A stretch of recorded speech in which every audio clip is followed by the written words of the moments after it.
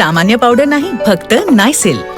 Clinically सिद्ध झाला आहे की नायसिल मध्ये कडुलिंबाची सुपर पॉवर आहे, जी घामुळ्या तयार करणाऱ्या किटाणूंना त्वरित मारते आणि देते सुगंधित शीतल आराम. आता मिळवा 150 ग्रॅम नायसिल पॅक वर 70 रुपयांचा नायसिल पॅक फ्री. नराधम बापानेच 9 वर्षांच्या लेकीचा खून केला. आधी गळ्यावर वार केले, मग मृतदेह पेटवला. कारण ऐकून तुम्हालाही धक्का बसेल. बाप लेकीच्या नात्याला काळीमा फासणारी अतिशय संतापजनक अशी घटना पुणे जिल्ह्यातील दौंड तालुक्यात घडली आहे. शांताराम चव्हाण असं या नराधम बापाचं नाव.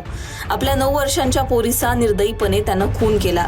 ही संपूर्ण घटना नेमकी काय जाणून घेऊ. 9 वर्षांची अनामिका आणि तिचा 10 वर्षांचा भाऊ संस्कार या दोघांचे शाळेचे निकाल लागले. अनामिकाचा दुसरा क्रमांक आल्यामुळं तिचा भाऊ तिला चिडवू लागला. त्यामुळे निकालात फेरफार करून अनामिकानं भावाच्या रिझल्टमध्ये दुसरा तर तिच्या रिझल्टमध्ये पहिला नंबर लिहिला. फक्त या किरकोळ कारणावरून अनामिकाच्या वडिलांचा राग अनावर झाला आणि झाड तोडण्याच्या कटर मशीननं तिच्या गळ्यावर या नराधम बापाने वार करत तिचा खून केला. एवढंच करून हा नराधम बाप थांबला नाही. त्यानं साडीमध्ये मृतदेह गुंडाळून तो पेटवूनही दिला. रविवारी घडलेल्या या घटनेनं अख्खा पुणे जिल्हा हादरलाय. संतापाचं वातावरण पाहायला मिळतंय. पोलिसांनी या प्रकरणात नेमकी काय माहिती दिली आहे तेही ऐका. काल दिनांक 4/5/2026 रोजी आम्ही पोलीस ठाण्यात असताना एक अशी माहिती मिळाली की इसम नामे शांताराम दुर्योधन चव्हाण यांनी स्वतःच्या मुलीला मारून गळ्यावरून त्यांनी ते लाकड कापायचा तो कटर फिरवून तिला राहत्या घरातच जाळून मारले अशी माहिती प्राप्त झाली. आणि सदर माहितीची खातरजमा करायसाठी आम्ही स्टाफसह सदर ठिकाणी जाऊन पाहणी केली असता सदर मुलीचा त्या ठिकाणी अर्धवट जाळलेला मृतदेह त्या ठिकाणी मिळून आला. सदरचा मृतदेह आम्ही पोलिसांनी पंचनामा करून ताब्यात घेतलेला आहे. सदरचा मृतदेह आम्ही ससून या ठिकाणी DNA तपासणीसाठी आम्ही पाठवलेला आहे.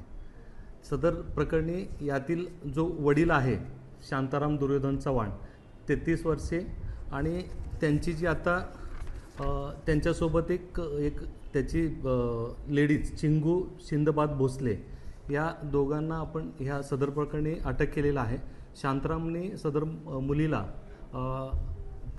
त्याला मारहाण करून तिला जाळलेला आहे आणि त्याची जी आता ठेवलेली जी पत्नी आहे चिंगू शिंदबाद भोसले हिने पोलीस स्टेशनला एवढी गंभीर घटना घडलेली असतानासुद्धा कसलीही कुठली माहिती न दिल्यामुळे ह्या दोघांवर आपण गुन्हा दाखल केलेला आहे आणि सदर गुन्ह्यामध्ये आपण ह्या दोघांना अटक केलेलं आहे.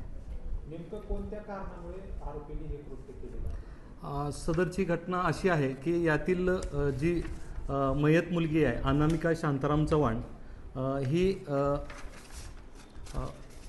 सध्या त्याच्या शांताराम दुर्योधन चव्हाण हिच्याकडे राहिला आहे. ह्याची जी आहे आई निकिता शांताराम चव्हाण ही सध्या सध्या ती बारामती येथे आईवडिलाकडे राहिला आहे. सध्या त्यांचं पटत नसल्यामुळं ती बारामती येथे राहते. अनामिका आणि दुसरा जो मुलगा आहे